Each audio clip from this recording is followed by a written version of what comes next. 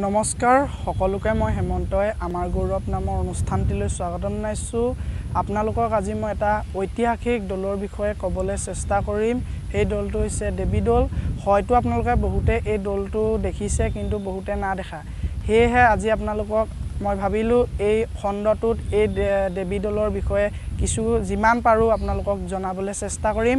আপোনালোকে অনুষ্ঠানটো শেষলৈকে চাই থাকিব।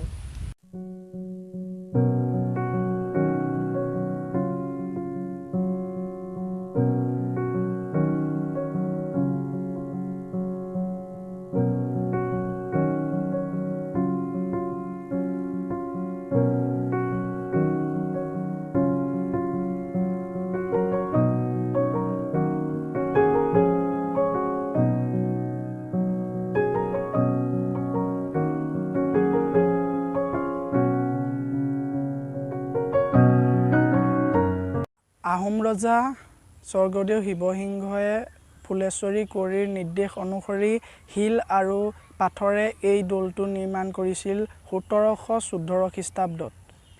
শিৱসাগৰ জিলাৰ গৌৰীসাগৰত অৱস্থিত এই দৌলটো আৰু গৌৰীসাগৰ পুখুৰীৰ পাৰত তিনিটা দৌল আছে, শিৱদৌল, বিষ্ণুদৌল আৰু দেৱী দৌল। আৰু এই তিনিটা দৌলৰ ভিতৰত আটাইতকৈ ডাঙৰ দৌলটো হৈছে এই দেৱী দৌল।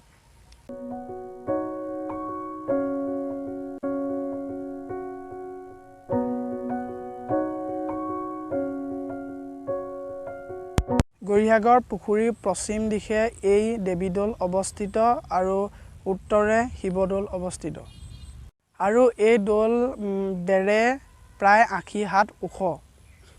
আৰু এই দৌলৰ চাৰিওকাষে 4টা অংগৰ শিখৰ আছে। আপোনালোকে দেখিছে এইপিনে 2টা অংগৰ শিখৰ আছে, ইপিনে আপোনালোকক দেখুৱাব পৰা নাই। এই 4টা অংগৰ শিখৰ বুলি কোৱা হয়। আৰু আপোনালোকে যিটো ঘৰ দেখিছে এই ঘৰটোক মণ্ডপ বুলি কোৱা হয়।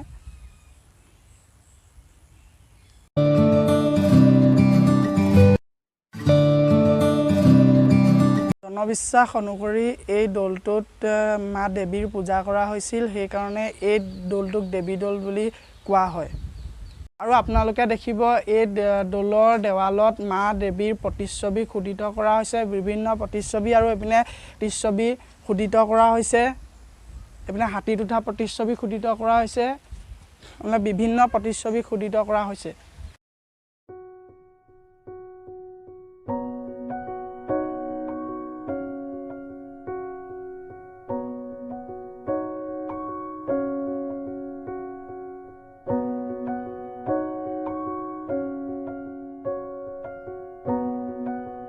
আৰু এই দৌলৰ চাৰিওকাষৰ পৰিসৰত বিশাল প্ৰাচীৰ আছে।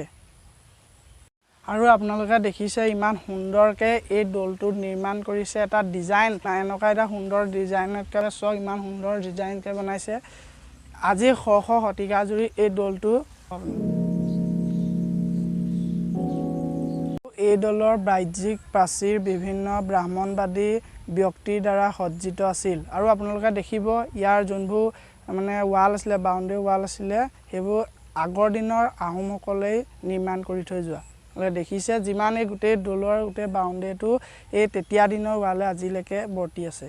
বৰ্তমান পুৰাতত্ত্ব বিভাগে এইটো আকৌ নতুনকৈ মানে ইয়াৰ ওপৰত মানে যোনবোৰ ভাগি গৈছিল তাৰ পৰা আকৌ নতুনকৈ নিৰ্মাণ কৰিছে। কিন্তু এই ৱালবোৰ আপোনালোকে দেখিছে সেইটো তেতিয়া আহোম ৰজাসকলেই নিৰ্মাণ কৰি থৈ যোৱা। শেষত মই এই দৌলৰ চাৰিওকাষৰ সৌন্দৰ্যতাটো আপোনালোকক দেখুৱাবলৈ চেষ্টা কৰিছোঁ।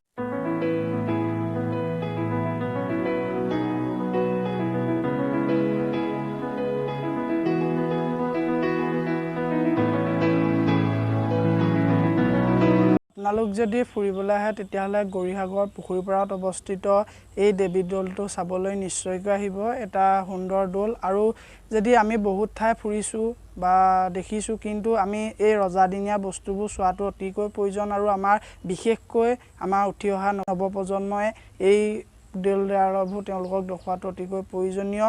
সেই উদ্দেশ্যে আজি আমাৰ এই ভিডিঅ'টো আপোনালোকৰ আগত প্ৰস্তুত কৰি আজি আমাৰ অনুষ্ঠানৰ খণ্ডটো আপোনালোকক দেখুৱাবলৈ চেষ্টা কৰিলোঁ।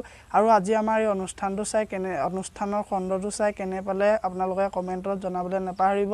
আৰু ভিডিঅ'টো চাই যদি ভাল লাগিলে লাইক, শ্বেয়াৰ, কমেণ্ট আৰু যদি ভিজিট কৰিছে চেনেলটোত তেতিয়াহ'লে ছাবস্ক্ৰাইব কৰিবলৈ নাপাহৰিব। তো আজিলৈ ধন্যবাদ।